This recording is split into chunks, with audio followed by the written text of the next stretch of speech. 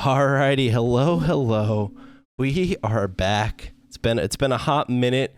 The BXR podcast has returned. We got the norm, me and Mr. Pop Q, but today we're joined with some special kind of returning guests. They used to be part of the OG cast when this was just a Halo podcast back in the old day when it was still called the State of Halo. But we got Relaxed. He's the panda picture. We got Nikos. He's the NFT AI art. You'll notice they don't fit very well in the box, but that's because I took them off of Twitter, and that's a different aspect ratio, and I didn't fix it. So, what are you gonna do? Yeah, it looks good.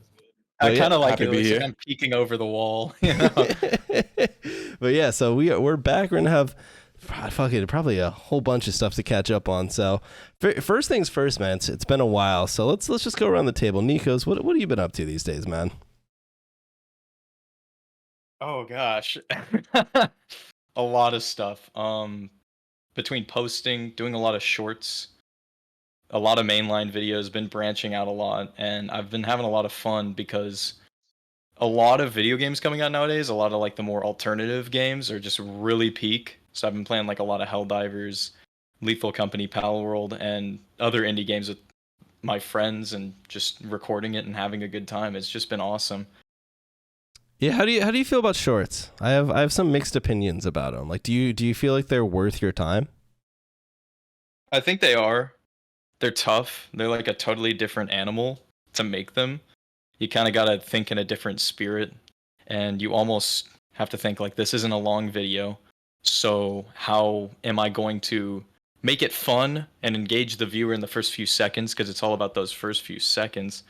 And but not like be kind of like clickbaity about it, like actually be real. So it's just been challenging, but once you figure out your groove, you start to pick it up and it starts to work. But when it comes to YouTube shorts especially, it's very difficult to branch out of your niche. But maybe I'm doing it wrong, so I'm just experimenting and having fun. Do you chop up your long form Now content recording. for to make shorts, or are the shorts just original content that you've recorded? So a lot of my old shorts were chopped up from videos, and those usually did not reach a lot of viewers. They were still liked. People enjoyed them. I liked making them because it was always fun to go back to the highlights, and half of making a video should be how much you enjoy it, I believe, because that's where you're really going to get that inspiration to keep going, and that's part of the reason I've done it. So still, I enjoyed it, but they didn't do that good, so I started doing some dedicated things. So I started scripting. I would write down a script. I'd think, what's a cool topic? Oh, this one moment in Halo history where this guy got banned from Xbox Live for 99 years. Okay. And then I'd write a script, and then I'd get some gameplay from like a Halo mod or maybe just the base game, throw it together, and put it out there. I think the original stuff is much more popular because people are there for like independent content and they don't want to see like a clip from a longer video, I think. Yeah, that's Right. what I Yeah, I found. totally see that. It also kind of depends, like the bigger content creators, you can chop up their streams or long form content, put out a short, and it'll do numbers. But I definitely see where you're coming from on that. I think The I'd agree original with that. content for the short. I think like certain And types I think if I were to do shorts, I would record like some original stuff as well instead of chopping up videos.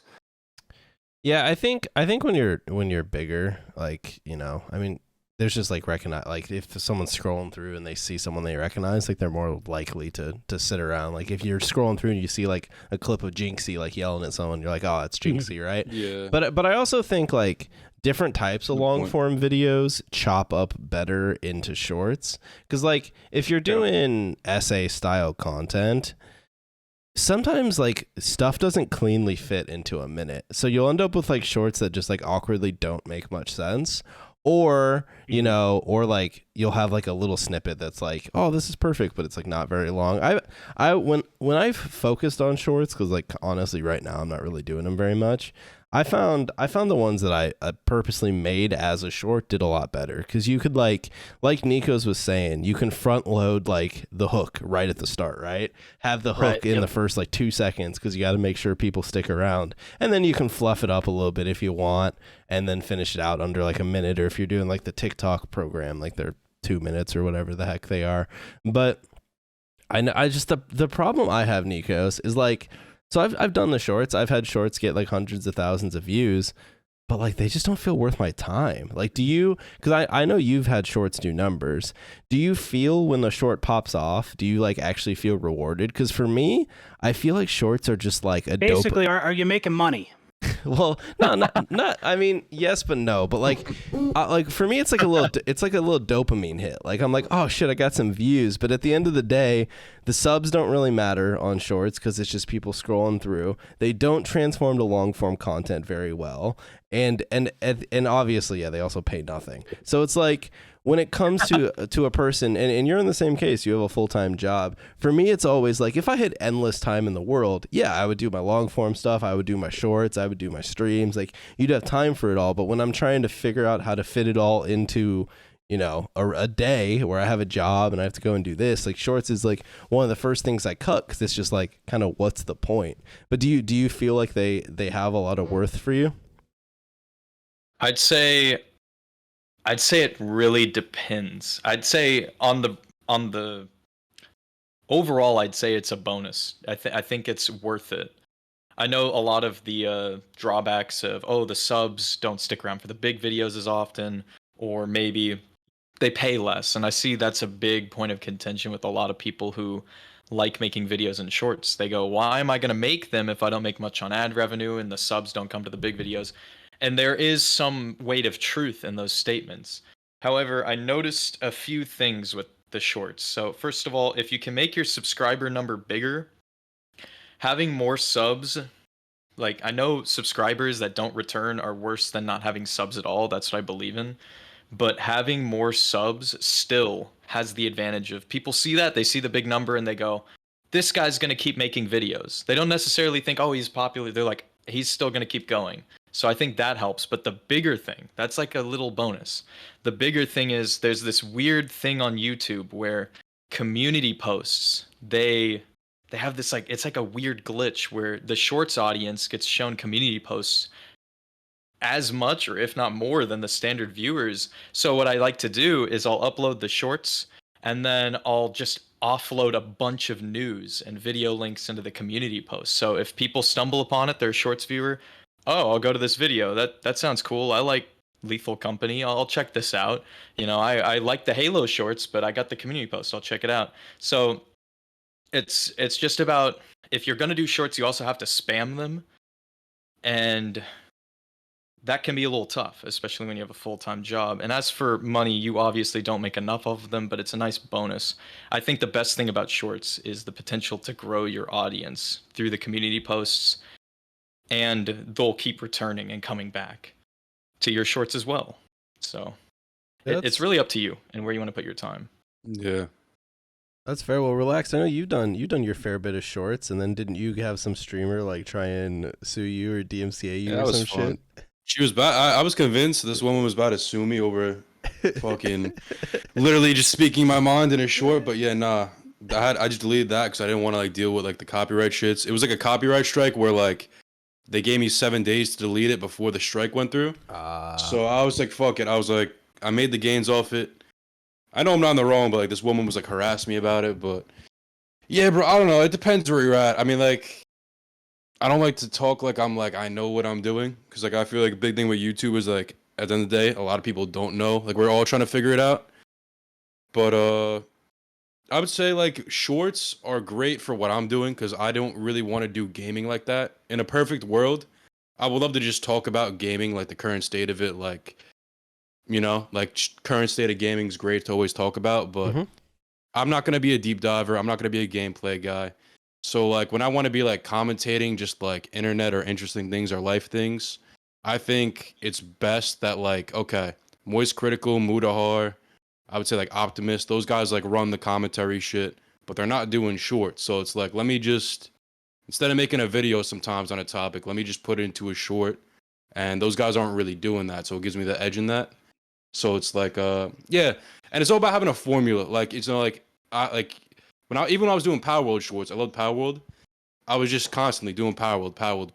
It's like, as long as you have a little, like a certified niche that's like reproducible, that's what I like about shorts. It's like, you can't just post kind of whatever you're feeling, I feel like. When I was doing that, it was like it kind of felt like there's no vision, which I feel like that's what I struggled with. But yeah, nah, I would say overall, when you make long videos, like I think how like Nikos does and how you do, I would kind of just take that information from that video, like how Nikos did like 600 facts in the iceberg, just literally taking the fact he put in the iceberg and like just redistributing it into the short, you know, because you already have the knowledge and the video's already done. So it's like, okay, let me just edit it in a way that they would like. That's kind of what I've been trying to do lately is when I put out like a long form video, I'll try and like, obviously like I'm putting out a 30-minute video, so you're not going to fit that into a minute, but I'll try and like rewrite just like kind of a hook and post that as a short that's under a minute. And like, I don't know, a couple of them did okay-ish, but like, I don't, it's hard too. Cause like, I feel like when I was doing like video essay opinion stuff, that's a lot easier to stick into a short. Cause you could be like, if the topic of the video is like live service games suck, right? You can rewrite a script about that for under a minute and like totally works. But like lately I've been doing like more challenge style videos and that's harder to fit into a minute. Cause I'm like, I'm still playing with the formula because obviously like you can't go over everything that happened, right? Obviously you only have a minute. So do you just explain the challenge and then just leave it there? Or and like I tried that, or do you try or do you try and like say I did this and this? I don't know. So I've been playing with it a little bit to see kind of what works. I'll probably keep playing with it because nothing. I think that's fine. Nothing has like, hit too much, but I think some long form YouTubers, like you just truly be long form and like not really grind shorts. Yeah, it really just considers like if you can, if it's easy for you, if you see like a vision with it. And I think the other like extreme end is like if you're a streamer, you literally just gotta spam shorts and not do videos. And it's like like I see like some dumbass clips of like streamers just like pop off and it's just like it's a whole different game. I think if you want to tap into it, you can. The money part is the issue. I remember you tweeted out like, well, when I was doing gaming, I think you make like 10 cents per 1K on shorts on YouTube.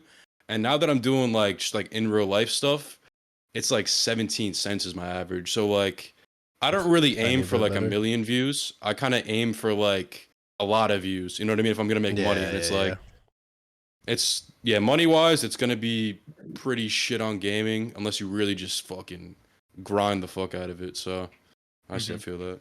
Yeah, that makes sense though, that like real life shorts would pay better because real life, if you make like real life videos, they do better than gaming videos, like CPM wise too. So yeah, it's so crazy. Like I remember I saw something. It's like like you know like finance YouTubers, like a long form guy.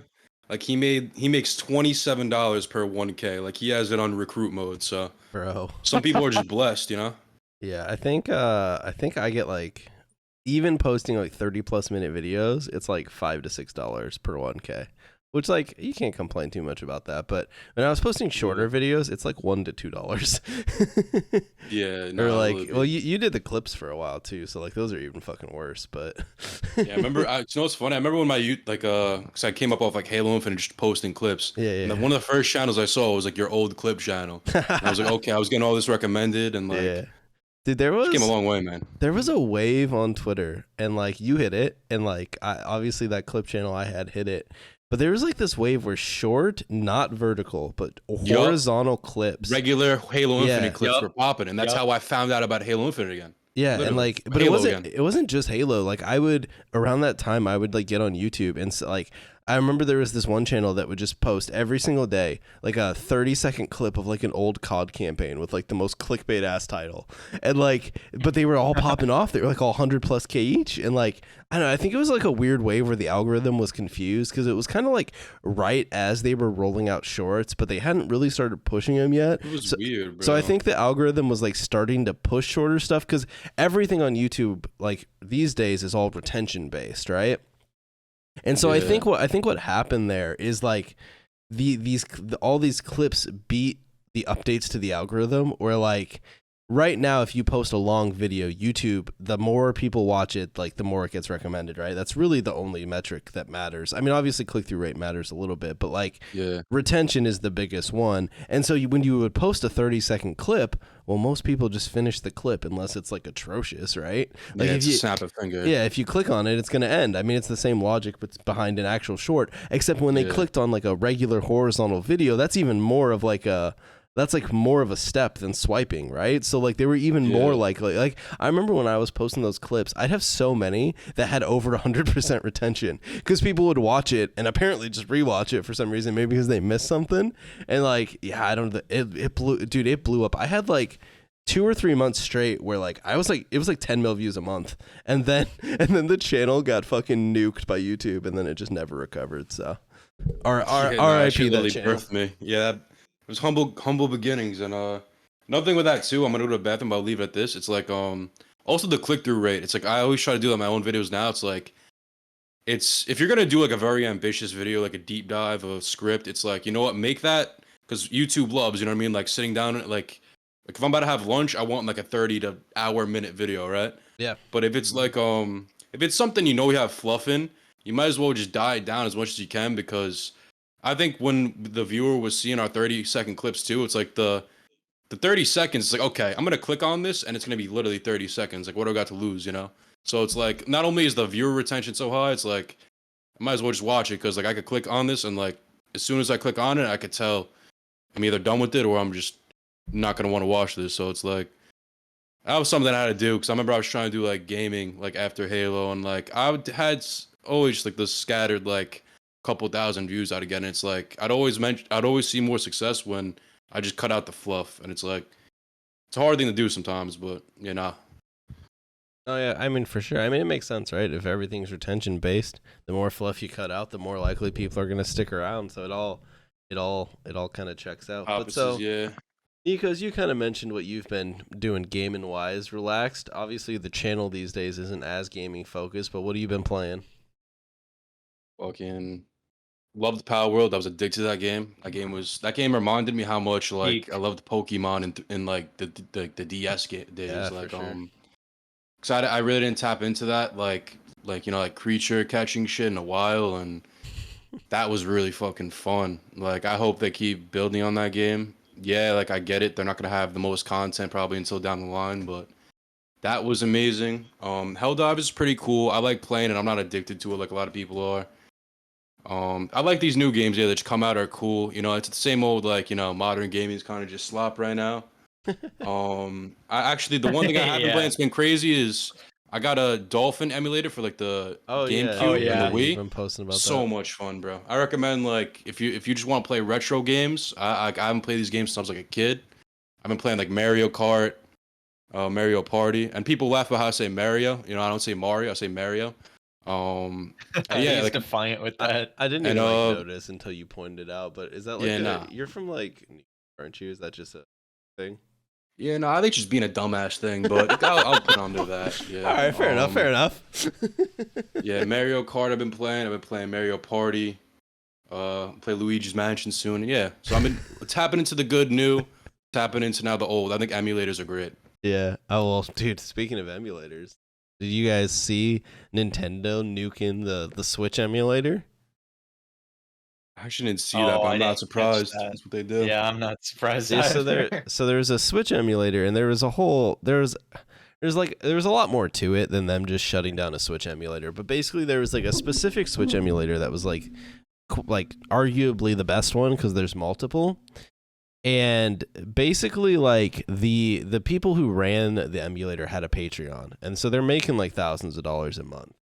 But at the same time, they not only were emulating like Switch games, right? They were emulating like the brand new Switch game. So like Breath of the Wild, well, this is an old example, but like Breath of the Wild would come out and it would instantly be on the emulator. But also it would be, you could get it before the game came out. So like in their little thing, it kind of showed like how much money Nintendo like thought they lost or whatever or like it was how many copies got downloaded on launch or something. But yeah, so they nuked them and then hit them with like a 2.5 mil like settlement or something like that. But so, and then in the Crossfire, like some DS emulator got shut down too, or like a 3DS one. So it was an interesting time. But I think a lot of it comes down to the fact that one, they were literally like, I'm all for emulators. Like I think it's cool, but like you're playing with fire if you're emulating a game that's being actively sold. Like you're gonna piss someone off doing that, because at that point, like, you know, everyone has played that game. Like, is emulation pirating? And like, no, it's not. But when when a person can choose between playing the brand new Nintendo game and buying it on the Switch or just emulating it at possibly a higher frame rate, then I think you're getting into pirate territory a little bit there, because you are actively taking away a sale at that point. But I mean, it is what it is. Like, people pirate games on PC anyways, but yeah, so it kind of got nuked. But yeah, emulation is fun. I'm curious if you end up playing, like, because with the Wii, the biggest thing was like the Wii got a lot of games, but it wasn't as strong because like there's so many people had a Wii, so everyone was putting games on there. But it wasn't as strong as the 360 and the PS3, so it got a lot of like weird like versions of games where like it would get like a COD game, but it would be like just a shittier version or so. I'm curious when you play like the Need for Speed game. I guess that's like an older game though, so maybe it's just the regular game. But I'm curious, like obviously the Nintendo games are peak, but like some of the older third party stuff on the Wii can be a little funky. I'm interested to hear if you start playing them. Yeah, no, I remember. Didn't they drop like OG MW2 on the Wii? Like, yeah, like I think they just They like might have, ordered yeah. out crazy shit back then. Well, like, it's because so many people, like a Wii was in like fucking every living room. So every publisher was like, Oh yeah. the install base was so huge. They're like, dude, I'll just put my games on there. And then like some of them it's probably would, like a totally different game. yeah, some of them would mess with Yeah. like the Kinda good. motion control. Some wouldn't. Like I remember there was like some of the Call of Duties where you could aim with the Wiimote and it was just horrible. That sounds cool on paper, yeah, but it must have been so bad. It's like it's like a cool gimmick for like 2 seconds. Then you realize how like inaccurate that stupid Wiimote is, and Nunchuck, yeah. and then you're over it. But all right, PopQ, what have you been playing? I saw some tweets. I saw you tried to play a game, so we can talk about it. Yeah, I tried to play a game. You know what happens when I try to play games? They just don't work. So I've been playing MCC on and off. Whenever I game, it's pretty much just MCC. But yeah, we tried to branch out a little bit. Tried to play the Star Wars Battlefront Classic Collection. I never played those games back in the day, but I was aware that they were pretty popular, and I've heard people say a lot of good things about them. So I decided to try it out, and the game ended up just being a train wreck. Tons of server issues, bugs, lag, getting capped at 30 FPS, game crash. I mean, just all kinds of issues. Kind of reminding me of the launch of MCC, but maybe not as bad. But it was really bad. So yeah, I refunded that shit, and we're back on MCC. So yeah. Yeah, so it came out at like midnight or whatever. So I bought it, and like I started installing it, and then I went to bed.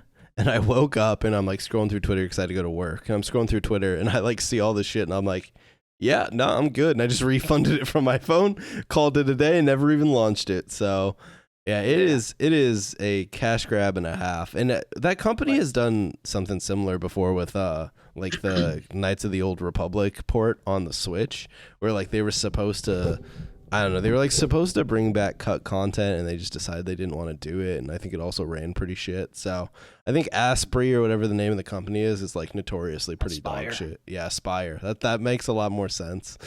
That's a good name for them. When I was reading it, I was I reading know. it like ass. Okay, well, Aspire makes Right. more sense. But yeah, so apparently they suck. But I did find it funny how all these people were flaming EA.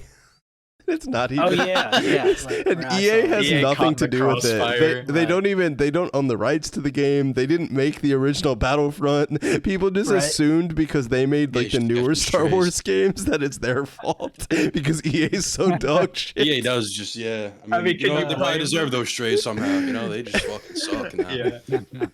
So yeah, I thought that was pretty hilarious. Once I realized, I was like, oh yeah, this isn't EA. And then you're seeing like all these like big people on Twitter like bitching at EA, and they're probably like just some dude's just sitting in the office fucking fuming. He's like, we didn't even fucking do anything with this, and people are tweeting at us. This is bullshit.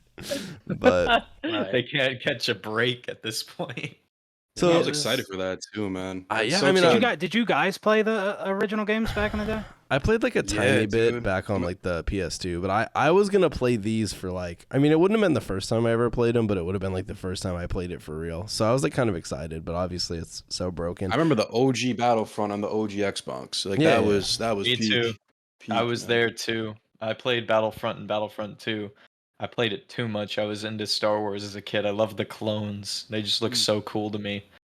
But And no, like I yeah, those love those servers with games. like the big because I never even been a big Star Wars guy, but like those like long like they pilot like those like machines that like I don't know fucking Star Wars, but they're like they got the big legs, they like tower over the whole battlefield. It was like kind of like Battlefield-esque before Battlefield, but like Star Wars version. You Fucking mean love like the that. mechs, like the Yeah, like AT-ATs the and tall the mechs. chicken Yeah. The walkers and all that? AT Walker something. Yeah. I don't know. I'm not a Star Wars Yeah. guy, but those games are Oh, fun, bro. I mean, yeah. just Another in thing I general. didn't.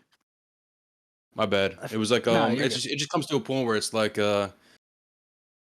I get the up like for example, Nintendo should just make a shop on PC that like lets you play their games and stop being stingy, and like that I could somewhat understand, I guess a little bit, because like you don't want people taking their existing games whatever and emulating them, but it's like with these old games, man, like like we literally just want the servers to be up. So it's like Well, it's just such a yeah, shitty like spot, you know, not like not asking much, and it's even worse considering that these games are as old as they are, 2004, 2005, and they're also available on Steam yeah, by you themselves. can So, play Battlefront 1 and 2 work on Steam. Like the multiplayer still Right. works.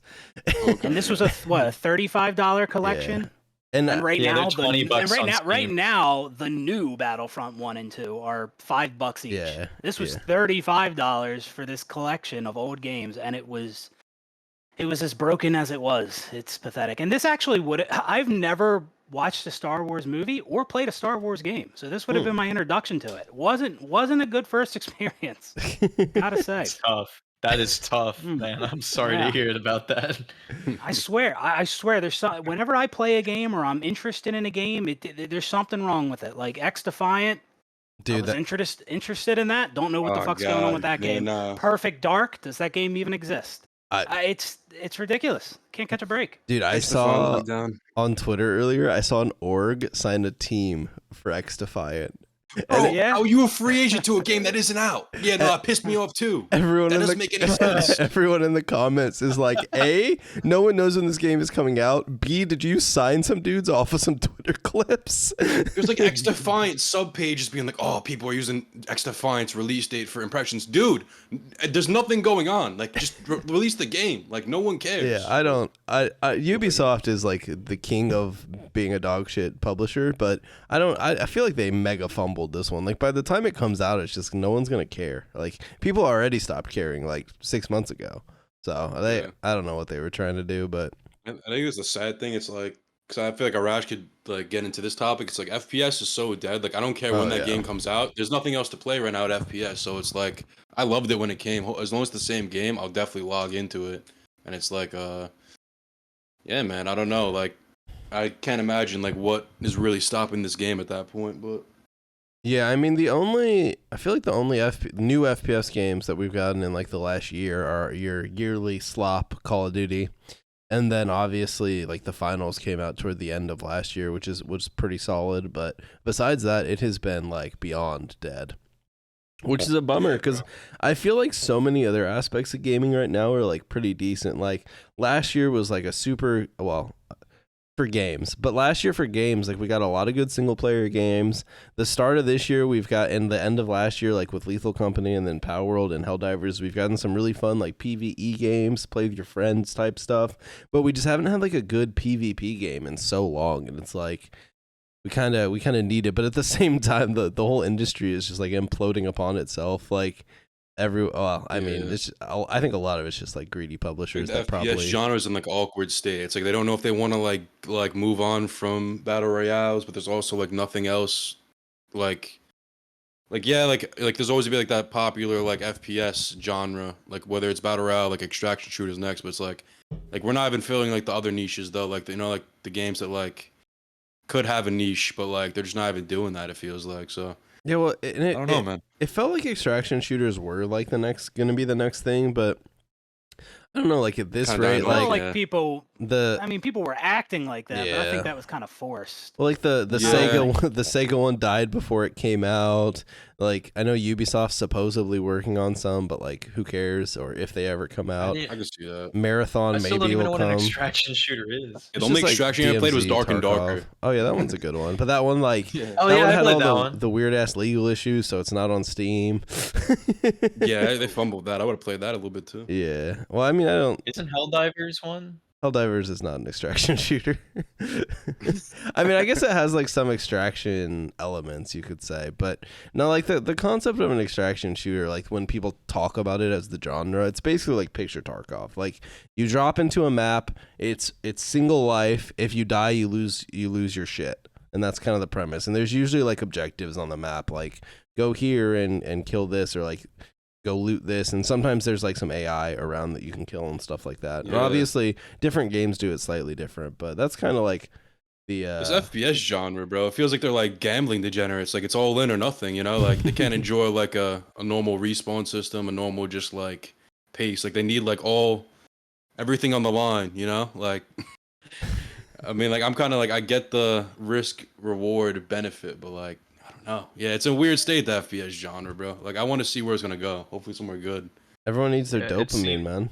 We can't be living life free. We've been playing FPS games for so long that just like a regular arena shooter does, with yeah. respawns, you know, Just no numb. dopamine. We need the dopamine of like being on the edge of our seat. We're about to lose our fucking life saving. Like speaking of life saving, don't- is the fucking Don't Dr. put these people in a Disrespect casino, game bro. ever Oh coming my out? god. But What game? the Dr. Disrespect game, like, is that shit still Oh like yeah. just kicking along? Is that one gonna come out? I remember I Dead seen you Drop. play that a couple times. It was I know fun what at you're first, but you it's were like a big Dead Drop streamer. I mean, the proximity chat in one of the tests was really fun, and then they brought back a 2nd Mhm. one, and they broke the proximity chat, and then I no longer cared. Oh, fuck. So, yeah. So then I didn't play it the second time. They also like Is added this just AI. a battle royale? No, it's an extraction shooter. I have no idea anymore. I'm not really paying attention. That's my bad. No, you're good. Yeah, You're good. it'll be. I'm curious to see what that game turns into, and then the game that 100 Thieves is apparently working on, Project X, and then we also have what Shroud and Sacriel, I think his name is. Yeah, but I are- thought theirs was supposed to be more of like a survival game, but there's obviously some overlap. theirs is, yeah. But also, Yeah. I feel like that 100 Thieves game just never comes out because they supposedly like spun it off into its own company, but they had so many layoffs. Yeah, Like that, I feel like that thing's just never coming. Yeah, I could totally see that. Oh yeah, and Certain Affinity's working on a game too, right? Oh, so that shit will probably get canceled. Yeah, exactly. They do. It's fucking canceled. What is with them, bro? Either gets dropped or canceled. All their games, bro. Like I I don't. think it's the publisher, right? It's probably the publishers doing. I think they it, got. maybe. I mean, like the guy from Halo. Like I feel like they have talent, but yeah, every game I look forward to them. Like 'cause I know my boy Swizz. He's I think they were developing the new Transformers game, and they dropped that too right after the BR for Halo. So And then Splash Damage picked it up, right? Mhm. Yeah, they're just dropping stuff. I guess I don't know if it's like their fault or not. That is kind of wild. Yeah, Yeah, there's a lot of games we know are in the works, but yeah, it's for like multiplayer games. I mean, we've like you mentioned last year, there was apparently, I didn't play them, but apparently there was a bunch of good single player games. So I guess some areas of gaming are looking up. But for certain people and what they prefer in games, like me, it's been kind of dry. Well, So- it's funny because last year had a lot of really good single player games, but then publishers are still pretending like they don't exist. Because Warner Brothers put out Hogwarts Legacy last year, which sold like fucking a bajillion copies, and then this year they put out Suicide Squad. It mega flopped, and then they like doubled down and said like, yeah, we don't want to make AAA like single player experiences. We're making live service games.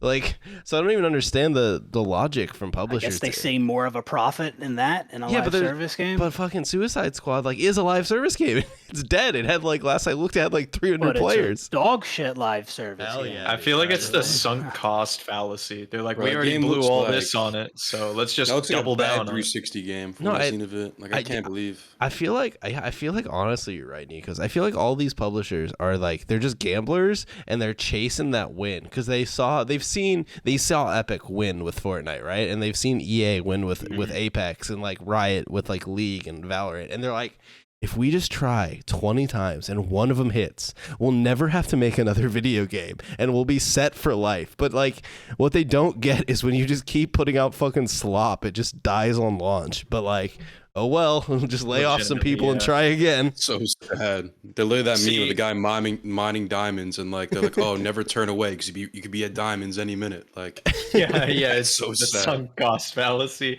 Like for real, I think it's because people are too focused. Potentially, I don't know exactly what's going on in these boardrooms, but the only logical conclusion is they're doubling down because they think they're hedging their bets that live service, even though they messed up once, they're thinking, oh, we can make more profits. And it's easy to get blind by, well, this other company is making so much off the live service, that means there's room for me. Yeah. And the problem with that way of thinking is you have to somehow beat them at their own game. They're well established. It's just like YouTube. You can't just do the exact same thing everyone else is doing. I mean, some people can, but there's only so many spots per like type of video, per type of content.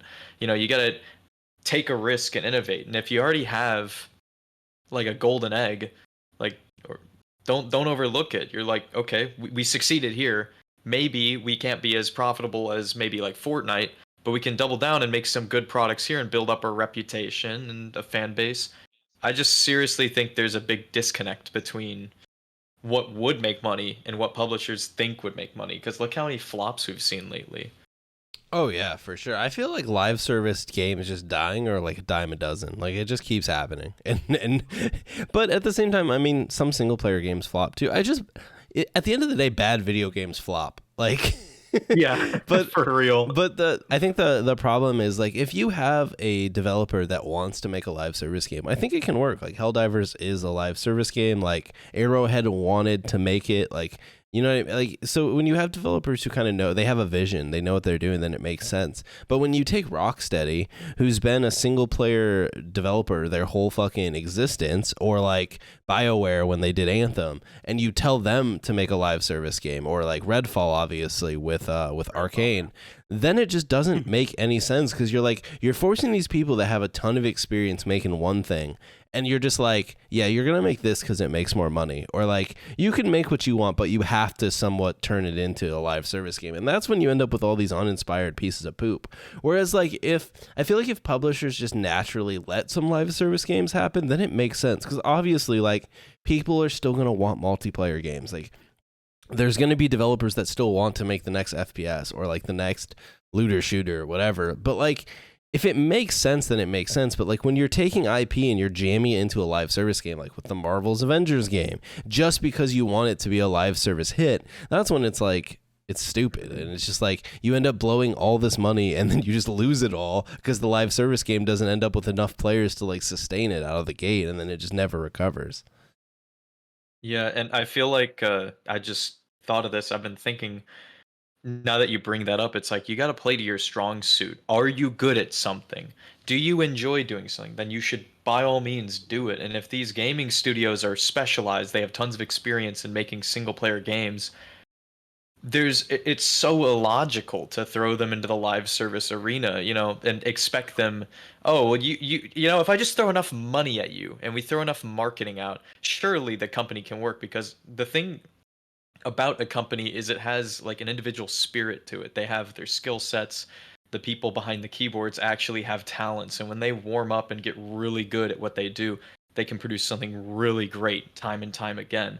And publishers seem to see these human companies as just a palette that they can throw paint on. And if they just keep throwing money at it, it will eventually look good. And I think that's just, more money clearly doesn't always work. Look at Lethal Company. One guy made it and he turned like all stock assets into what, like $20 million, $30 million? He won.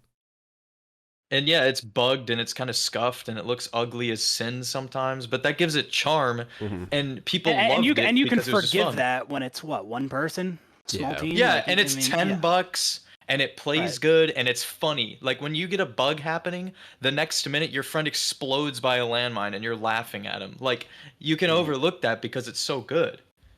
mm. Yeah. No, I agree. Obviously, when like an indie company or a single person or like a few people make a game, there's a lot more room to forgive issues because that's Power World, right? Like if EA put out Power World or something, we'd all bash on for it. We'd all bash it for how absolutely buggy it was at launch, right? And like still, like you still just fall through the map when you're playing. Like they haven't fixed it, but and they haven't had any real updates since it came out. Like they've had a few bug fixes, but when you look at Power World, you go, yeah. I mean, it was a small company. They made a banger. It was fun, and like a lot of people already stopped playing Power World. But at the end of the day, that's fine. They sold a ton of copies. Like, not every game needs to be a permanent thing. Like I don't think Power World's gonna die. Like they're still gonna make Power World content, and it's still gonna have a player base probably for like years to come now. But it doesn't also need to be 2 mil concurrent players every day, which obviously it's not. Like I think it's like under 100K most days. But that's like totally fine. Like it was flavor of the month for a month, and now it's just like the people who still want to play Power World. But like obviously the company itself like totally did fine, and obviously it was like a smaller budget, and I feel like in a lot of cases like some of these games are so expensive that that like if they don't sustain huge player bases for a long period of time, then they just lose their ass on them. Because like Halo Infinite dropped and it got a lot of players, right? But like based on the fact that we've seen a bunch of layoffs at 343 and all this other shit, like clearly the game didn't do well financially for them, and it's like probably because it costs so much fucking money to make, right? Whereas if it didn't cost so much to make, maybe if it was. Yeah. Although, like, I would say it brought down in scope a little bit, but the scope of Infinite's pretty small. But that was probably due to some. It's weird. It's, some yeah, like, where'd that development budget fuckery. go? Yeah. With the normal game though, I think what's really hurting us, like really progressing past this live service era, is that even like these shitty games, like they make money off their microtransactions like a lot, Yeah. So it's like they could put out just some like slop mainstream shit, and it's like even if it's slop, like the money they make from these people who maybe like fan base does play the game, it's like they're obviously seeing a lot of profits where it's like, okay, I could work less, put out something very trendy, and even if it's not like the best game in the trend, we're still gonna get our money as long as we don't invest too much money into it. And it's really exhausting, bro. Like how every game, most of the FPS is I mean Fall Guys even has a fucking battle pass, but like most of the FPS, like every FPS game, you can't just unlock shit. It's always you need to buy the battle pass. It's like, okay, I gotta pick and choose what I want to unlock then. It's like too much money now, bro. Like I think we need to see a shift, but Yeah, I feel like it's hard to because like you're saying that every game becomes an investment of time and money, because you can't really jump from game to game, because like if you buy a battle pass in this game, well then if you get off of it 2 days later, you don't get any of the unlockables, and most of them just time out, right? So you're almost like incentivized to like, I guess for the next month I'm playing X, and it's I don't know. I feel like that leads to some of gaming, multiplayer gaming, at least feeling a little bit stale. But yeah. It kind of reminds me what happened at 2K. I feel like it's happened in the whole industry, like the sports games. It's like I used to like you could put the sports games on a pedestal because like they're the ones who will do it the worst, where it's pay to win. But it's like they're never gonna not stop doing what they do because they just make so much money from it. So dude, hopefully they just Ultimate Team like ruined sports games, man. Like 2K is a little bit different because it's like my player instead of Ultimate Team, but like it's the same shit, right? But like because I was a big fan of like Madden back in the day, and like obviously NCAA football before it got canceled. Though it's coming back, maybe it'll be good, but probably not. But like FIFA Ultimate Team and all that, like as soon as Ultimate Team became this huge moneymaker, you could just tell the rest of the game just slowly got less and less development. And it's like now they just put out a new title every year just to like sell you more Ultimate Team cards. It's like yeah, it's literally like those sports games are the worst, and it's like they're like basically like the core reason why they do so good. I feel like is why all these other games are getting by with their slop, because it's like, okay, they don't need a pay to win mode, they don't need a Ultimate Team mode, but like whatever they're like advertising, which is gonna bring in a lot of money for them, they're killing it now, bro. And it's so I guess I'll pose the question. It's like, do you think with Power World, with Lethal, with Helldivers, like, do you think actually we'll see a change where, like, okay, maybe prioritizing just a little bit less on the mainstream market if we just focus on the what matters? You think they're actually looking at that? What do you guys think? Nikos, Mr. PopQ? Repeat the I'd question. say So it's like they're gonna make money regardless. They could do the bare minimum, make money, or they could look at what these small games popping off, blowing up have done with no, money invested into them, to where, like, do we think they're gonna take a page out of their book, even though they're still successful? I personally think, and this is my humble opinion, I can't see into the future, but if I had to roll my dice and predict on this, I'd say AAA studios are not really going to learn this lesson because a lot of them are making enough money in what they're doing, and the ones that are suffering and having massive failures with their launches, it's hard to change when you're focusing solely on this like profit chasing.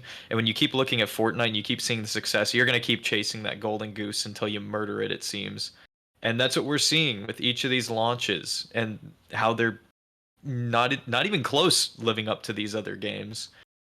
And what I do think the best part that is going to come out of this is that sure, AAA companies probably won't learn the lesson because it's hard to teach an old dog new tricks, but a lot of up and coming like scrappy small indie studios and solo devs are going to feel more inspired to make something original and new because hell, if Helldivers can carve its own little universe and throw its universe into the ring and attract this massive community of patriotic fans, like maybe I can too. Maybe I could put my passion project out there and make a ton of money because it seems like the internet is so deprived for new content to talk about that whenever something novel and interesting comes out, the internet goes crazy with it. Like you saw TikTok blew up around Lethal Company. I couldn't go anywhere without seeing it. Yeah, I'm like, man, for sure.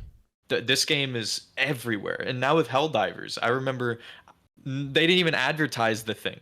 And everyone on Twitter is talking about how they hate bugs and robots and how liberty is going to like reign over the entire galaxy, like everything. And that's the thing is people will sell the game for you if you make something truly unique because people are so deprived of it. So I think we're going to see a lot of these indie devs and alternate projects taking off where a lot of people will start like hoisting them up, giving them a podium. I kind of agree with what Nikos is saying. I think at the end of the day, I don't think these big AAA publishers are going to learn anything. Like I think they're still going to put way too much money behind huge projects, and like sometimes it'll work and sometimes it won't. But like I don't think much is going to change there. But yeah, I think where we might see a difference is smaller companies. Maybe now, instead of having one game that does okay and then they try and get hired onto a AAA company, or they try and get bought up by a big publisher, right? Maybe they stay independent. They think, well, that game did okay, we have enough money now to keep going, let's try again. Maybe the next one's the huge hit that goes like that changes our lives forever, right? Because that's what we have seen, like, and that happened in the past. It's not like totally new, but it feels like it's happening more these days because everyone is so sick of the state of AAA gaming. Because like at the end of the day, like Baldur's Gate 3, Larian is an independent company. Now they're bigger, they have more funding, but they that's not a company that's published by one of the major AAA publishers. It is a company that publishes their own game, had their own vision, and yes, they'd been going for years and they had more funding and they started with like a bunch of Kickstarter funding. But like even that example last year, there's more of these companies that are willing to take their vision. And Nico said, like, if you make something unique, you don't even necessarily have to make something unique. You just have to make something like fun. Like Power World isn't unique. They just slapped a few different things together, fucking took some pre-made assets and threw it into a game. But it's fun, and that's what matters. And I feel like AAA games have lost like fun. They have forgot that games should be fun, and instead games have become like engagement farms. Like they're algorithm driven. They have to make sure that we want to play them for 8 hours straight. We don't get off the game. We open the store and we buy shit. We're like, Power World, you buy the fucking game. There's nothing else to buy, right? You open it up. It's like stupidly grindy at points, but Power World doesn't care. It's a fun game. You go around, you collect some pals, you play until you're bored and you get off. Helldivers, if we're being honest, has like zero end game. You basically just keep going up in difficulty until you get stuck or you beat all the difficulties and you unlock some shit, right? And that's like, at the end of the, like that compared to like a modern AAA game, if that was a Ubisoft game, right?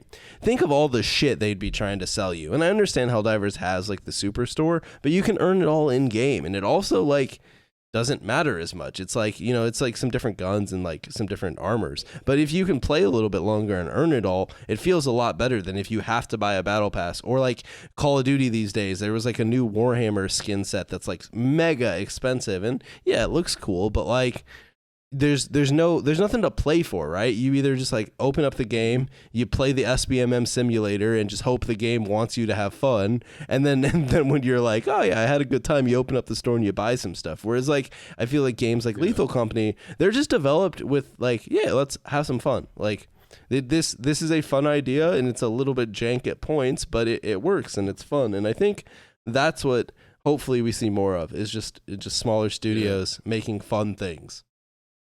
Yeah.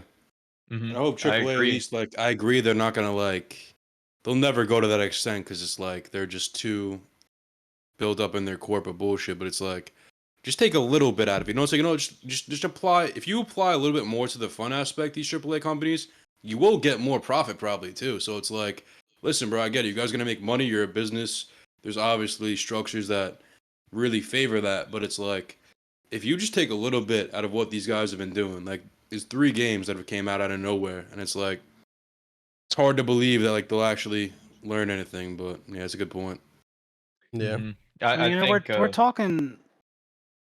Sorry, I was Go gonna ahead. say we're Okay. we're talking a lot about like these developers and publishers and the games that they're making and what they're not making and what they're focused on, and like my focus is more on like the consumer, the people purchasing these games. Like they have more. I think they have a more of an influence on the games we're getting than some people make it out to be. Like you just vote with your wallet. If people are spending money on these dog shit games and supporting them, then it's more likely that we're going to continue to get slop. So I mean, that's where my focus is on the games people are purchasing and spending money on and playing. But if people just boycotted certain games and just didn't waste their money on it, then yeah, I think they could make we would see a more of a shift in the games we are getting. And I think we are kind of seeing a shift like that because, like, these alternative games. I mean, we all know the biggest game and the highest selling game of all time is Minecraft, which started as an indie project and remained an indie project for years. Well, it was huge. It didn't need a giant publisher. It was just kind of doing its thing and carving a niche, and it dominated. And it still remains the biggest game of all time with a respectable player base after what, like 12 years? And I think the problem is AAA studios are overlooking the simple fact that just because a lot of noise is being made about their games doesn't mean they're as successful as other games. Like there's a silent win going on with these smaller games. You got Pal World raking in $60 million with 55 devs. You have Lethal Company, $20 million, and it was made by a Roblox kid. Like it's truly impressive that we're seeing this because we see the big companies and they've been around us forever. But these smaller games have always been dominating in the background, but it seems like we're seeing an exponential shift now. We're getting a banger from these smaller studios like within weeks of each other. And I look forward to seeing what's next. So maybe you're actually onto something. Maybe it will eventually put enough dent and people will keep voting with their wallets that they will put enough dent into AAA studios that they'll force to like shift at least a little bit. Mm-hmm.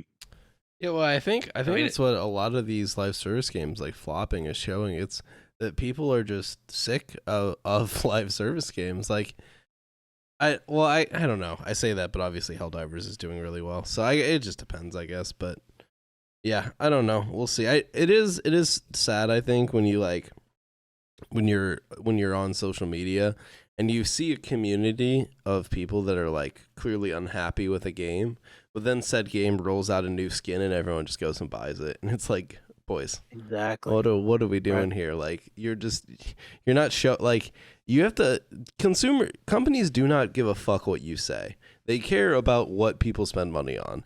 So you can bitch and moan all you want, but if you continue to play and buy things from said video game, nothing will ever change. So yeah, like, if and obviously one person can't make a change, but at the end of the day, like, eventually enough people have to get sick of these things that they stop spending money on them, and then maybe we'll see a change, and maybe not. Maybe like AAA gaming will continue to suck, and just hopefully we get carried by smaller studios, and occasionally we'll probably still get a decent AAA game. Like, it's not like everything has gone to shit, right? Like, there's still plenty of AAA stuff that I'm excited for, right? You just have to hope that it ends up good. So Oh yeah, and you can always play the old classics, or if you get bored of those, and you could try something new. Like I've been doing a lot of branching out. Like it's kind of like music for me. I would get tired of hearing the same stuff over and over. So I just started switching genres up, seeing what happens. And Pal World is a game that I originally bought because I thought I was gonna hate it. I thought it was gonna be bad because I don't really like Pokemon. It's a respectable franchise. I'm just not interested. yeah. But when I rolled in and I started punching a chicken with my own bare hands, I knew this game was made for me. And ever since then, like it's scuffed, it's bugged. Sometimes I pick up a gun and I'm like, is this a stock asset? But still, like We it gotta don't play Pal matter. again. We do, honestly. It's so much fun, man. I mean, it's we're still gonna have a lot of AAA games still make a lot of money. Microtransactions are still gonna do it. It's not ever gonna be like a light switch. Nothing is black and white where everyone's tired of it. But we're definitely seeing a pretty significant shift. And I mean, for one thing, I'm pretty positive because sure, the next Halo could come out and be pretty awful. Or maybe it's good, but let's say it's awful. Maybe the next Call of Duty is also awful. I still got plenty of other games to go back to, as well as let's say maybe like Helldivers 3 launches and it's just as good, or maybe we get another alternative project, and I'm just excited for those now. Yeah, based on the turnaround of Arrowhead, I think you're gonna wait a while. I think it took them like 7 or 8 You know years what? to make Helldivers 2. But already, it's fine. I don't need a Helldivers 3, but we got the mech suits already. There's new missions. They're already bringing they're out. doing stuff. So It's sick, honestly. They got a new vehicle and new guns before Halo Infinite even got like 2 bro. DMRs. when I Is saw that the segue? yeah, we can talk about some Infinite, but yeah, I saw the trailer for the new Helldivers update, and I was like, dude, it like the way they like kind of like titled like the things that were coming on, and I'm like, it gives me like Infinite update vibe, but instead of all of the updates being stupid fucking armor pieces, it's actual things, like it's new guns and new armor sets and new vehicles, and I'm like, how does Arrowhead, like a AA studio, within a month of launch, and on top of that had had servers crashing, how do they already have a legitimate update out, and like 3 years later in Infinite we've gotten fucking one gun? Like, it's actually mentally insane. It just doesn't make makes any no sense. It defies all logic, but honestly, there's one thing we're not thinking of, and I think it's the overhead and the politics. We don't know. Like a Yeah. smaller studio, it's easier to make decisions. You're like, okay, 3 of you, you want to make a new gun? All right, let's make that. You two are making this gun. You're doing this, and then meanwhile at 343, it's like, okay, well, we got to approve it with the studio heads. I'm gonna email them, and they'll get back to me in 6 to 5 business days. Like there's a lot of stuff we probably can't see. Also, the engine, from everything we've already heard, was rubbish. So I don't even That know, game, man. like, it's sad how like that game actually, with the development hell, actually still had fucking potential, but they just dropped it, and they were like, yeah, 2 modes, like 1 season per 6 months. It's like no other game ever does that. Like even like the slop games don't even just neglect what they have in their fan base like that, or like the player base, I should say, where it's like, dude, like I shouldn't have to wait 2.5 years for your game to be like done. Like I thought you could at least got it done within like 4 months, right? 5 months. I'll give you. Plus, there was the delay, and then there was the rumored Like the budget. best season to me in Halo Infinite is ironically the vanilla Halo Infinite Season where it's one. like season 1. That was fun. Because like I don't know, it's like this shit came now, but it's like it's literally 2 years later. Like Yeah. I've grown a lot, man. Like I don't think I Oh, can yeah. just get back into it. Well, let's talk about this. So next week there's an update, and it's finally they're doing the networking overhaul. They're adding an 18. I can't actually get through this. They're adding Bro, an the fact that anti. you're doing network overhaul still, like that's where I lost me. They're Like, adding an anti-cheat, and then they're adding some new forge maps and tuning weapons and shit. Like, do any of us care? Okay. I'll step up real quick. I gotta step up to bat. It's my duty right now. So, I was getting back into Infinite's multiplayer. I understood that the servers were still a little cooked, a little silly, and I understand that, and I understood that we didn't know where the live service model was going. But right when Forge was getting good around season 5, I was like, you know what, this is a lot of fun. And I was playing squad battles, and I was like, you know what, I'm sick of the squad battle maps. We've only had 4. I can't wait for season 6. I don't know if you saw, I streamed the announcement for season 6. No.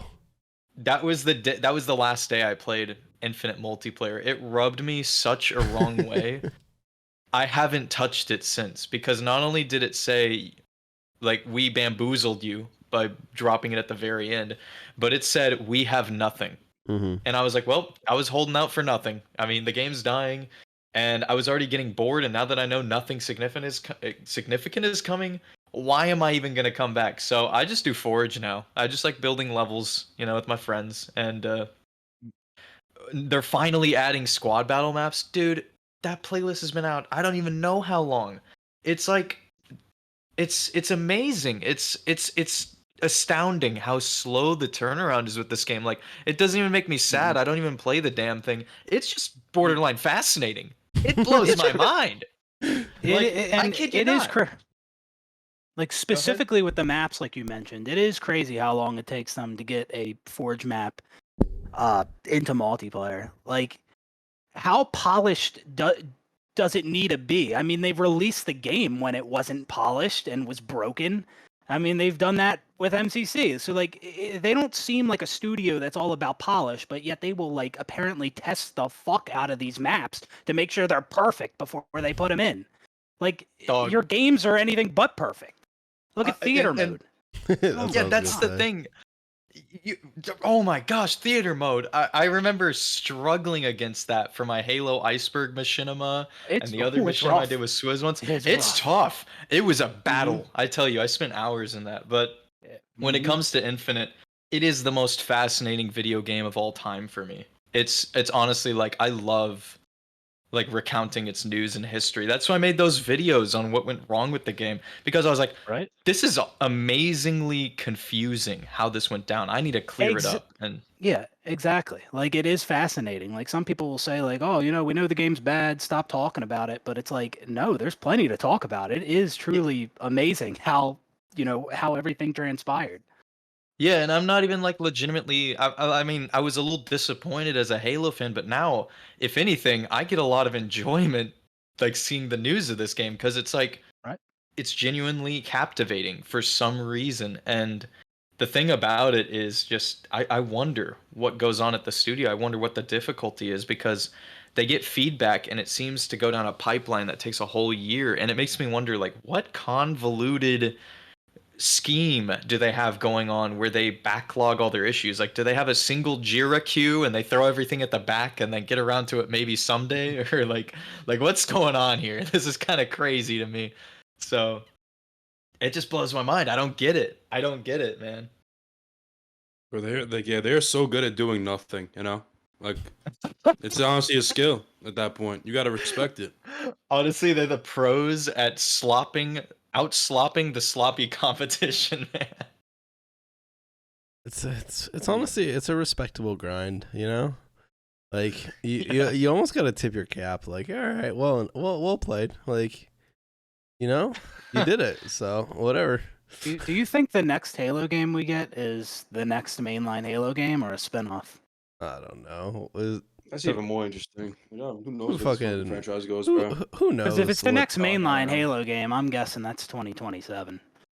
And yeah, unless like that certain Affinity think thing that's early. actually becomes a reality and they put something out, but like I don't know, man. I just the Halo IP as a whole, not even just like the games. It has to be like it should go down in gaming history as like one of the most squandered fucking IPs I've ever seen. Like Microsoft had a golden goose and just took a massive shit. Like I understand Halo Wars wasn't necessarily like the biggest hit in the world, but that's because they tried to make a console RTS.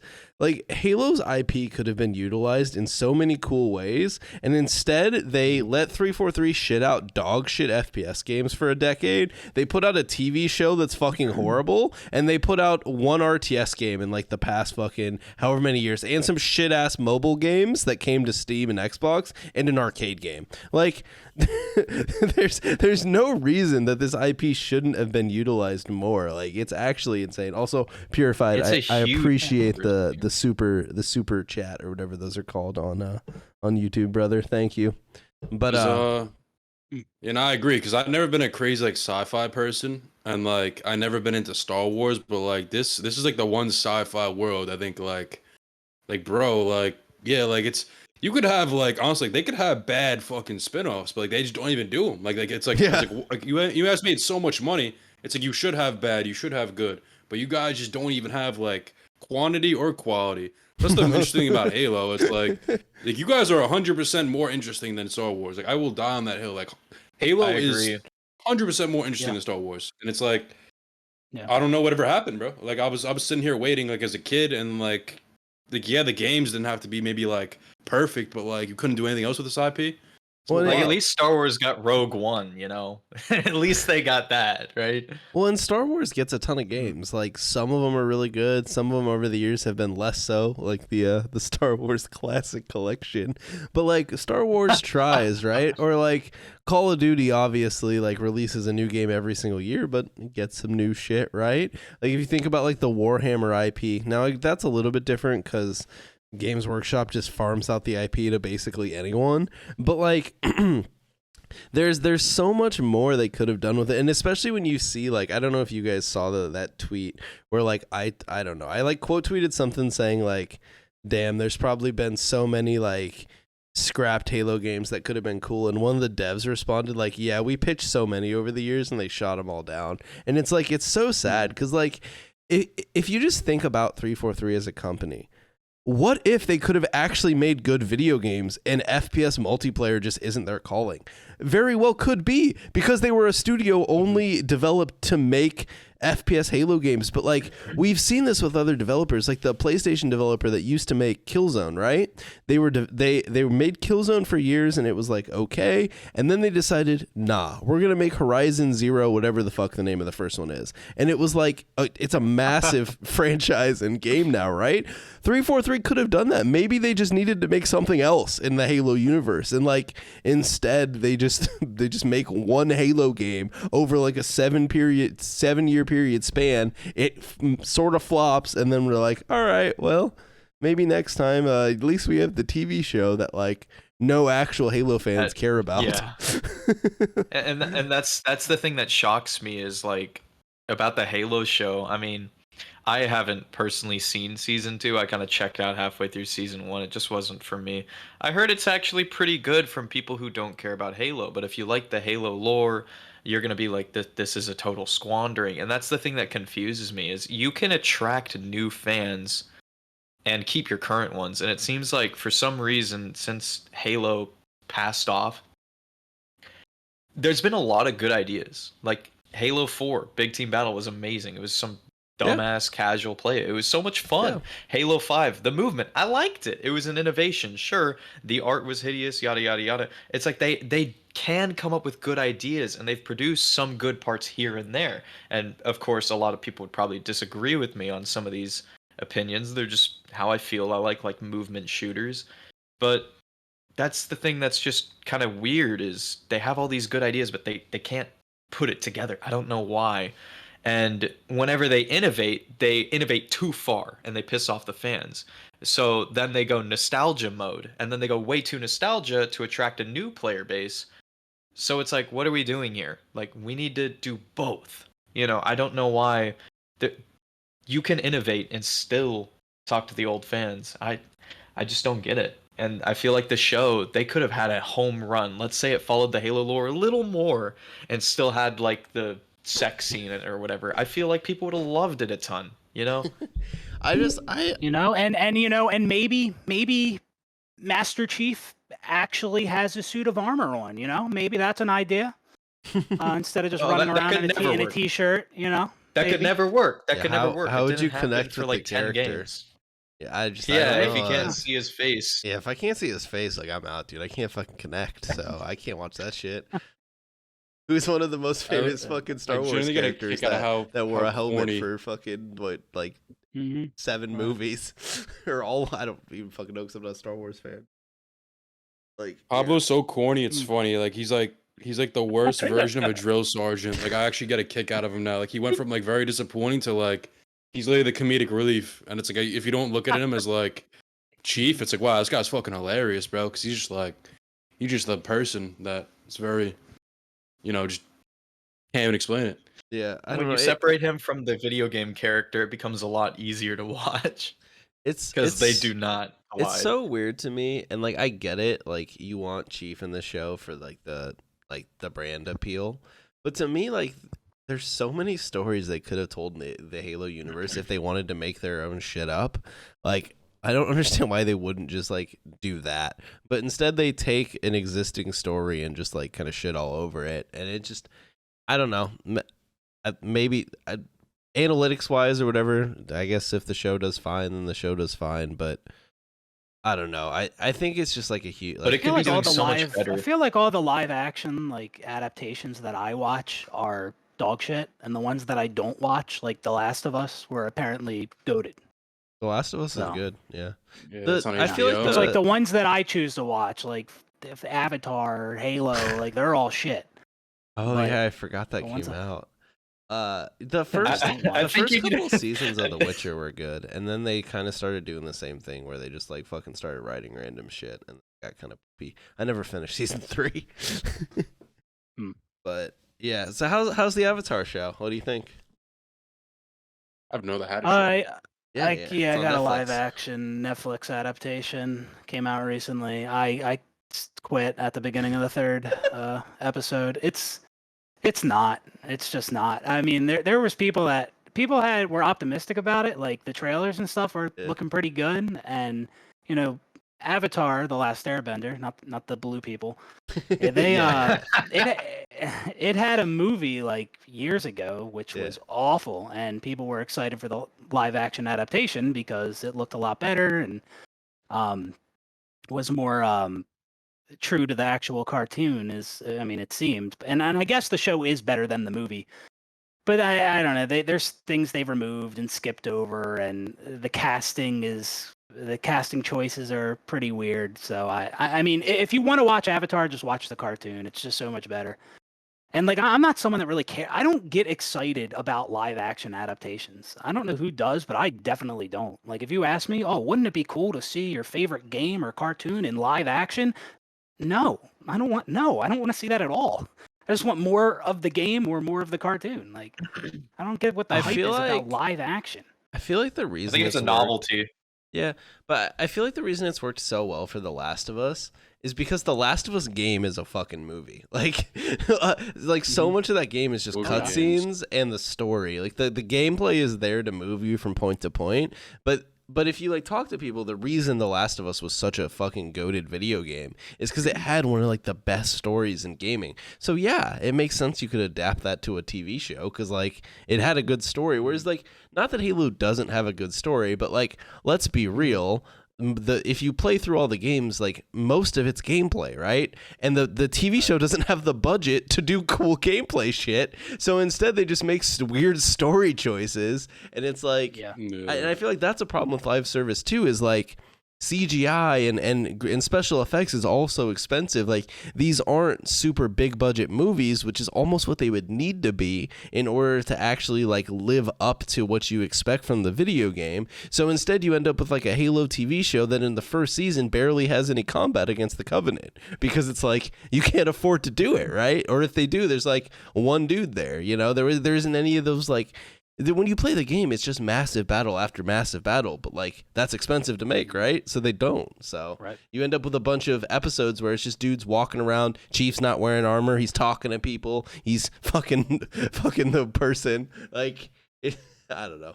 I think that's part of the Yeah, and problem. if they wanted to do adaptations. that, then like you said, there's tons of other like stories that they could have told in the Halo universe Yeah. without Master Chief, you know, where that stuff is more suitable and acceptable. But having Chief Yeah. in like the main character and all this downtime and lack of action, and it's just, yeah, it's not good.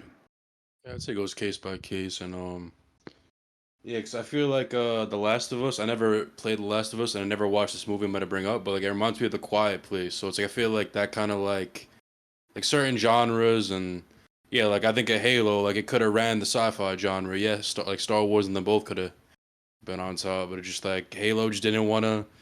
Like, you know, like it's crazy to think like even like in peak Halo, like Halo 3, I can remember that Nightfall. Like wasn't who was supposed to direct it? Spielberg, I think. Like that should have came out, man. Like Spielberg should have definitely directed a prime Halo movie, and like that would have been insane. But like, you know, I think gaming nowadays it's more mainstream, and like back then it was like not. It was like the internet was just popping off, so it's like they're really trying shit out now. Like I know that Borderlands thing's coming out. The Fallout show. I don't want to jinx it. The Fallout show looks decent to me. The I don't wanna Fallout jinx it, show though. looks decent. The Borderlands one, okay. Here's the thing: when I watched the trailer, I'm like, yeah, it looks like a generic sci-fi like modern TV show. Even though like Borderlands isn't sci-fi, but like fantasy, I guess, whatever you'd consider Borderlands. But here's the thing with a Borderlands live action adaptation: when you think of Borderlands, who the fuck? I'm sure there's Borderlands lore heads. Who cares about the Borderlands lore? You just play to run around and collect guns and shoot enemies. Like, Borderlands is the game that everyone memes. It's only fun if you play with your friends. I don't want a TV show that's only fun if I watch with my friend. Like, so I don't.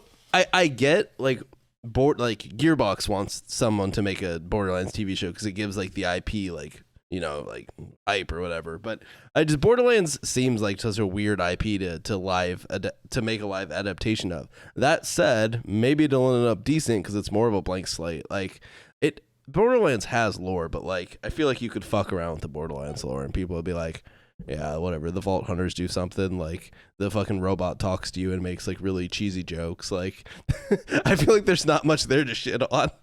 Maybe I'm just like dumb because like I've played the Borderlands games, but I just play them to shoot shit. What was So that maybe movie? What was maybe that it's movie where it's me. like, yeah, it was like it reminds me of that movie. It was like those destructive races where people would die. Does I remember that? Oh, I know Death Race. Yeah, it's like Death Race. I remember. Yeah, dude, I that think it could movie's be good. But yeah, no, I see that. But yeah, so I don't know. And then yeah, the Fallout show looks good, but so that one could be cool. But I think something that the Fallout show has going for it is like I feel like the Fallout lore it's very deep, but it's also like there's been different takes on it like every single time. It's not like I think there is overall connection between the games, but like Fallout New Vegas did its own thing. Fallout 4 did its own story. Fallout 3 did its own story. So like you have the general premise of like nuclear apocalypse and these vaults that were made by companies to put people in, but then they did these weird experiments, right? And that's kind of like the gist of Fallout. And then from there you kind of like go crazy with the writing. And I feel like they could definitely do something really cool with Fallout. But yeah, at the end of the day, PopQ, live adaptations, like, I mean, when I see them, I'm like, oh, that's an IP I know, like I'll check it out. But like at the same time, I feel like you could just like make shows and I'd probably care about the show too. So, Yeah. I don't know. And I feel like there's, you know, like more like there's additional limitations like when in live action, like if you have an animated show that has really, 100%. you know, sick effects and animation and stuff, it's really hard to capture that in live action. So Oh yeah, without a Yeah. doubt. I mean, it's Have just y'all, expensive. Have you all Yeah. seen that show Love, Death, and Robots? Mm-mm. Heard of it. No, I don't think so. So it's on Netflix. It's kind of like a sci-fi, kind of like Black Mirror. It it blows my mind because it looks like it's real, but it's entirely CG because it's developed by Blur Studios. Oh, I know what show you're They're the talking guys who about. did- Yeah. They're the guys who did the cutscenes Yeah. on the Halo Wars games that looked so amazing. Even Halo Wars 1, the cutscenes, Oh, you yeah. could see like the fog coming from the Marines' breath in the snow. There was Mhm. like the smudges on their goggles. It was beautiful for the time in 2009 or whenever Halo Wars came out when I was like a wee boy. But why not get them to do a Halo show? They still have a ton of the assets, I'm sure, or someone does for the Halo Wars 2 cutscenes. You could have continued the I mean, Spirit of wouldn't that be Friars pricier crew. than the show budget though? Oh, And 100%. I that's think that show what- was pretty pricey. The That's what I'm H2, thinking. yeah, the H2, like you could look it up. I forgot how much it was, but like the H2A cutscenes were like ungodly expensive because the CG is expensive. Like it's not cheap. It is. So It is, and that's what I was But about. honestly, I was would take wondering one. how I would much- take one episode of that of Blur cutscenes over what we're getting with the live action. If I'm being honest. yeah, I That's feel just like me. everything would be a little more believable and a little more interesting to everyone if it was all CG. I know the pricing is insane, and that's why we don't see them doing the Halo Infinite cutscenes. That's why most of Halo Infinite is just first-person cutscenes in game and stuff like that. But yeah. Yeah, because I remember, animation is expensive, but I still would have Yeah. taken like you said, like one. I would have taken like a mini series over like what we got with the live action series any day Like, of the week. The CG Halo trailers that we've gotten or cutscenes, like I've gone back and watched some of these multiple times. Like Deliver Hope for Reach. Oh and yeah. Halo 3 Starry Night. These are incredible. Like I still rewatch them today. And they're live action partially, right? Hmm. I'm not. Yeah, Starry Night. Starry Night. There's some live action. But yeah, like those I have no intentions of going back and rewatching like the Halo show. But Yeah. I still have to Yeah, decide if like, I care to watch season 2 because I haven't watched it yet. But I like have no motivation. But I just wonder who they went with the CG because I see the effects from the show and the clips I see of the new episodes.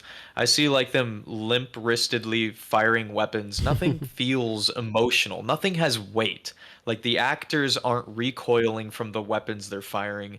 Meanwhile, in Landfall and Deliver Hope, like I don't know if it's a director thing or like maybe they just had more pricey CG. I don't know who they went with for the CG, but it just you gotta in a TV show about fantasy and sci-fi, like there's plenty of them with really good CG where you can suspend your disbelief. You are in the show. But when I see the Halo show, I don't know if they got budget CG. I don't know what it was to cut costs. I don't know I what think the they reason definitely was. did because because if you think about it, like Netflix, like I don't know what their budgeting works like, but it's like Halo kind of paired up with Paramount right when Paramount streaming service just came out. So it's like I think it kind of sucks for both of them and also benefit both of them because like it's doing numbers and Paramount's new and they probably love how like they just kind of garnered the Halo audience to like tune into their new streaming service, but it's like yeah, they don't have the budget to afford it. They're not going to be able to bring in like big names at like Netflix and like really kind of supply it, but like they're kind of like it's yeah, like it's kind of like Netflix I guess would have never like really they would have never even gave Halo a chance because like they probably would have been like okay, our minimum budget and Netflix is like way past Halo, so it's like it's kind of just sad how like Halo doesn't have that much pull anymore. I feel like Yeah, they I should have gue- I just been guess- on this, bro. Like Yeah, I guess the budget was just cut. I don't know. Halo, the show, I feel like if they just would have sunk more money into it, I don't know the politics, but if they would have just put a little more into it, because the costumes, they look great in the Halo show. The suits look really good. The Marines, mostly pretty good, and a lot of the CG aliens don't even look that bad. A lot of the Covenant look pretty good. It's just whenever the action starts and you could tell it's the more expensive scenes or just the random incontinuities, like the plasma pistol being yellow styrofoam, like how do you miss stuff like that? And it just shows an inherent budget issue. And I wonder if that's what really doomed the Halo show. I mean, Halo's still doing some numbers. From what people are saying, the show's doing pretty decent, but I feel like it could go from a decently successful show to a landmark show. I wouldn't Right. know if it would do as good as Breaking Bad, but Halo has the potential. Cyberpunk It has this anime, big yeah, universe. Cyberpunk. There you fucking- go. that And was people are going to amazing. come back to that. Yeah, people are going to come back to that. And why can't the Halo show be of that caliber? You know what I mean? Cyberpunk's a perfect example. It's like Cyberpunk is by far the coolest like universe, and like the game didn't really get as much love as it deserved, probably because of the bugs and shit. And I don't know, maybe the game's not even that good, but like the universe though is insane in that show. Like it's so they kind of took off with that show.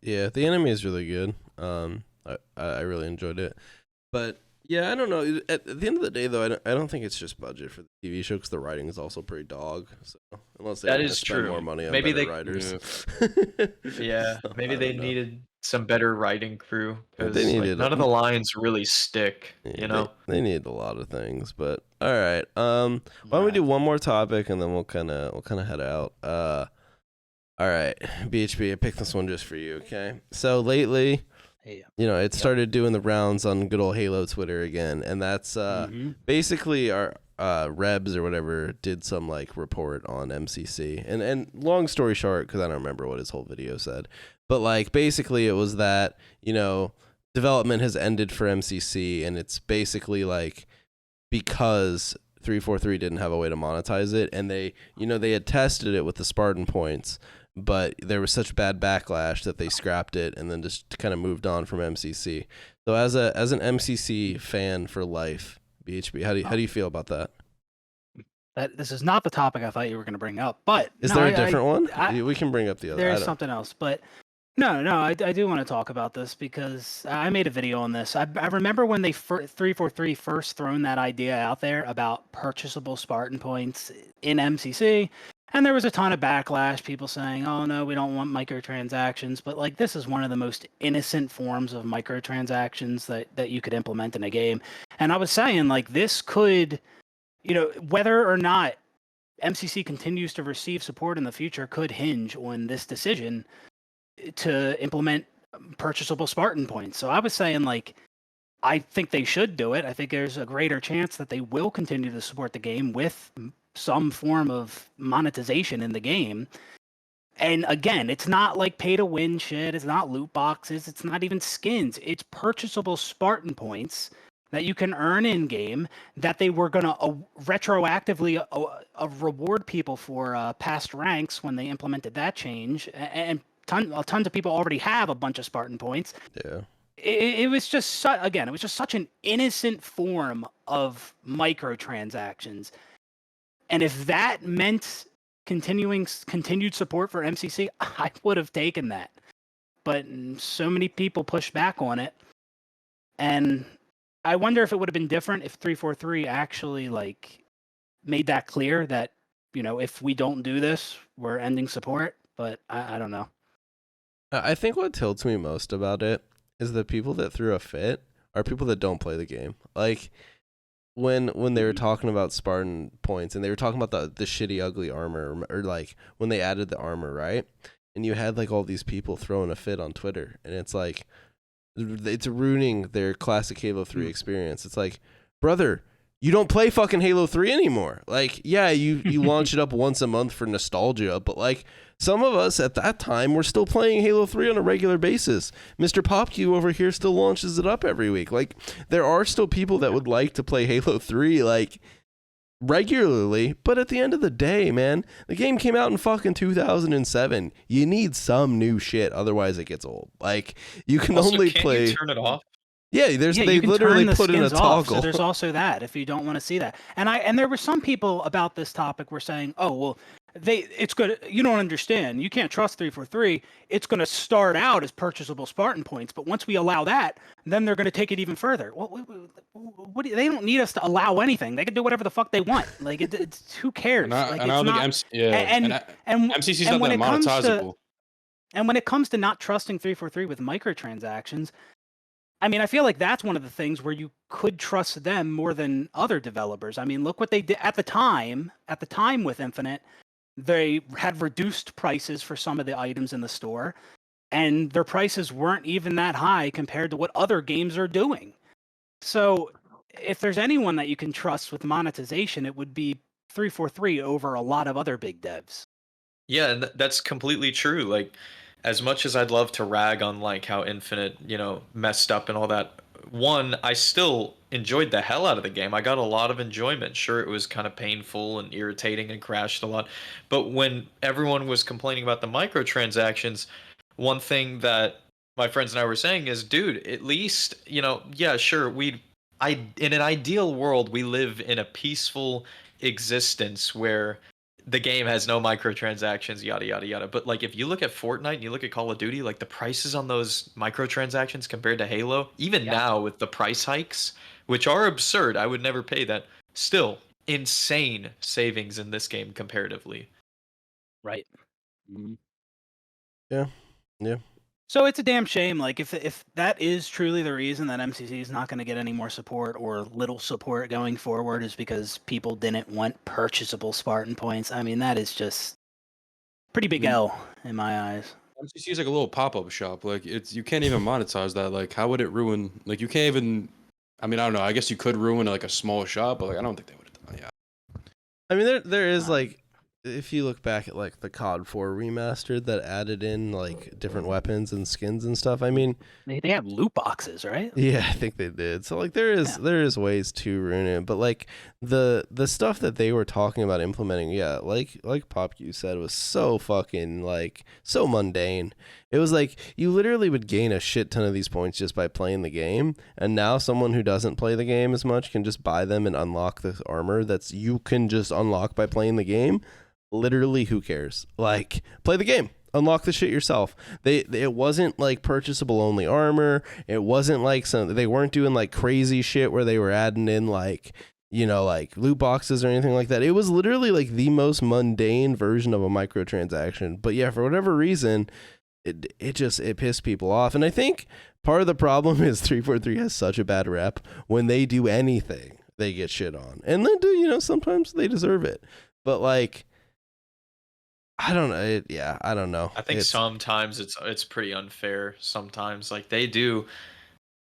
To their credit, Infinite did get Forge, and it's the best Forge we've ever gotten. The best thing to ever happen to the Halo 5 Infinite Forge cycle, the campaign AI, amazing, and it's so intuitive. The scripting, as a programmer, I picked it up in about 6 hours. Give or take 10. With some change to get refined with it, but it's so intuitive and it only bugs out here and there. Like there's definitely a lot of things to love about Infinite, despite its flaws. Yeah, absolutely. Yeah, so I don't know. Big bummer. What other thing do you think I was gonna bring up? I thought you were gonna bring up the I Halo think maybe 2 gonna bring up the servers. TikTok ban. Oh shit, yeah. Okay, so explain that to me. Yeah. Is Halo 2 playable again? What's going on? I saw some tweets, but I don't actually understand. It became playable today through a service called Insignia, basically restoring like the Xbox Live functionality of the original Halo 2. I think you could play it on an original stock Xbox. Oh, the setup process is a process, but Okay. doable.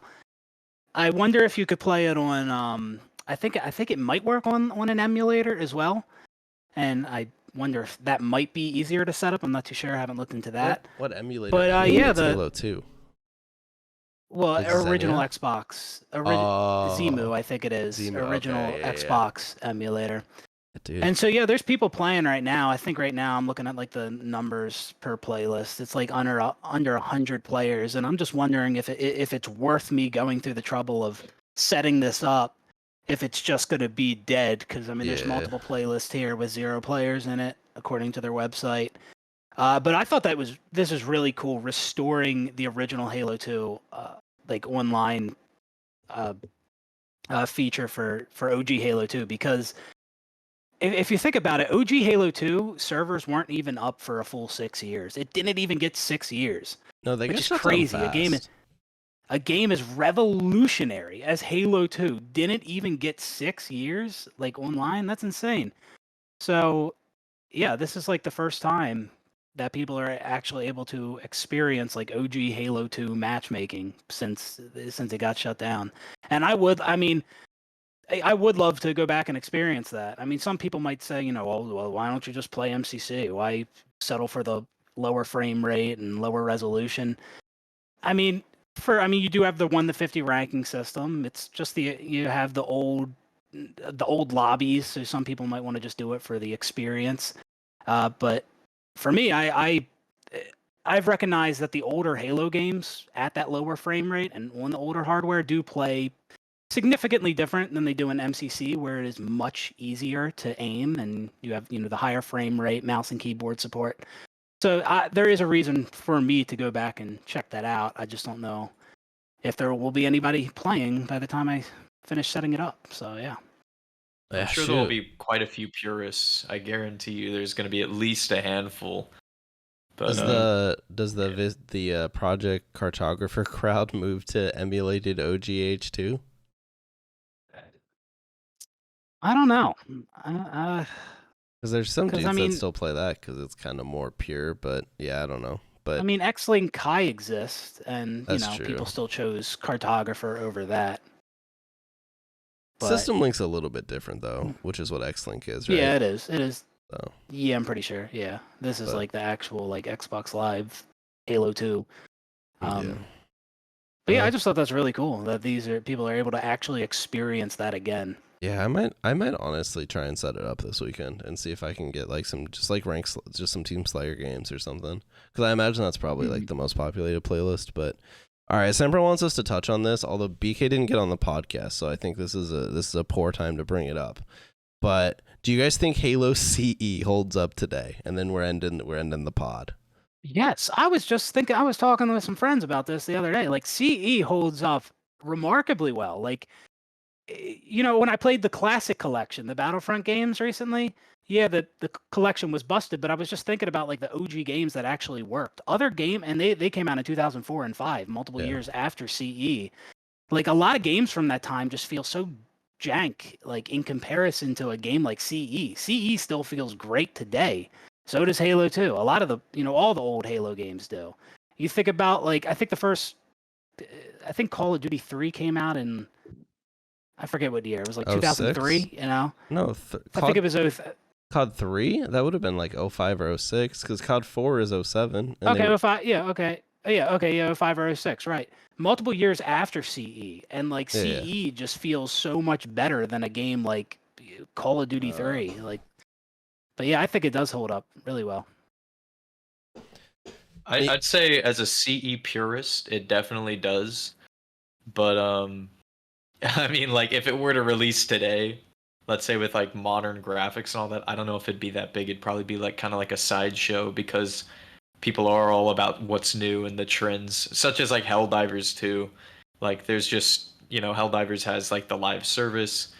It's just a fresh, fun game, So I mean, we've already been down that road. I'm not saying it would pass today. I think there's a huge difference. I think it does. It can definitely shows its age. I just think it still like feels good. I think that's stupid though. Like I don't think you should compare like those games. Like not only were they revolutionary, those early 2000 games, and they were fucking like they do age. It's like I think you should appreciate them for what they are. You're like, and it isn't fair. It isn't fair because when you think about it, shooter games built on what Halo CE laid the foundation for, and as someone who had to go back and play CE to build the map remakes for Infinite to help like get some reference, like that game's still smooth, and with the 60 frames, I love it. Like it's honestly really good. And the old graphics, sure they look kind of dated, but you got games like Cruelty Squad coming out with like obscenely horrifying graphics, and that's part of its charm. And Halo CE has this like warm campfire type charm, and sure, it might not be huge nowadays compared to something like Palworld or something brand new, but the thing is that game will always be legendary because it just is a great timeless game. Yeah, I'm there with you. It still does hold up. I also think there's this huge there's this difference between, and I think people conflate the two. There's a difference between like, does it hold up and would it succeed today? No, I don't think Halo CE would succeed today. It was made in 2001 on like ancient hardware. Like the levels repeat themselves because they're running on a fucking OG Xbox.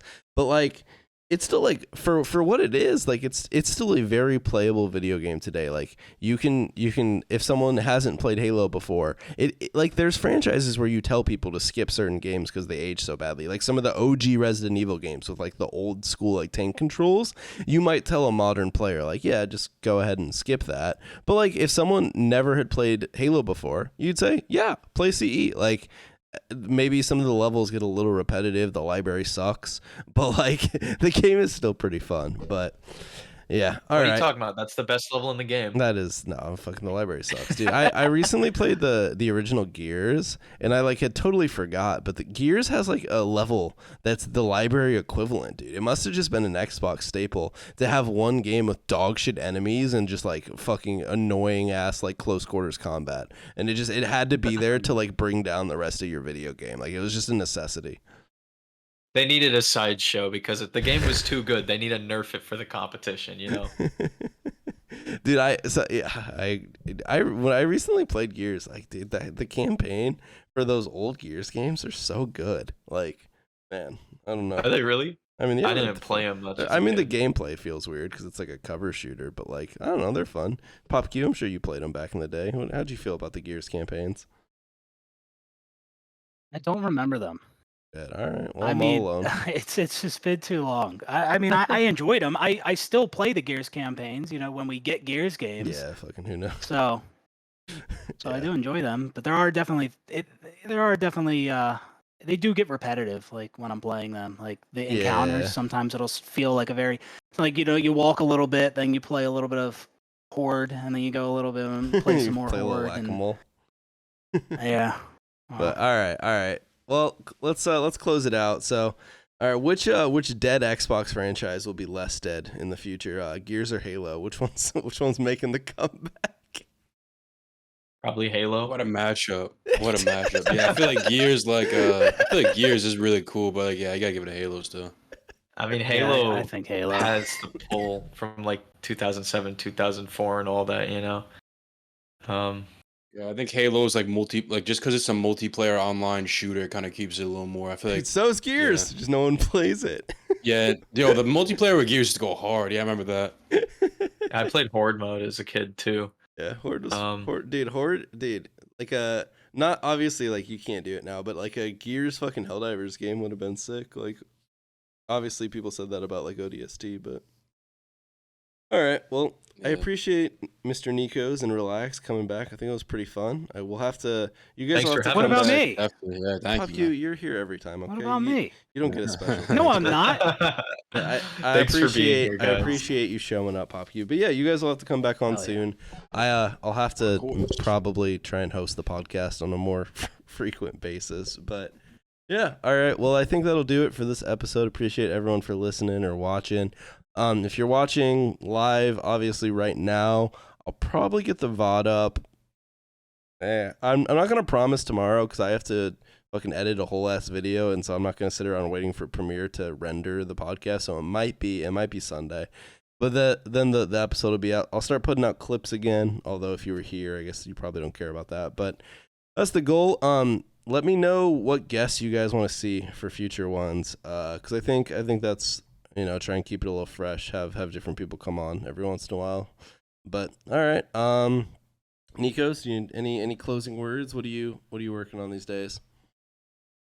More videos and shorts. Last videos, the branch out. I've really been enjoying it. I've been enjoying playing Pal World, Lethal Company, and just having fun with my friends, recording it, throwing it together, and making a cool story. If there's one thing I love doing with these long ass videos is just telling a story about something I like.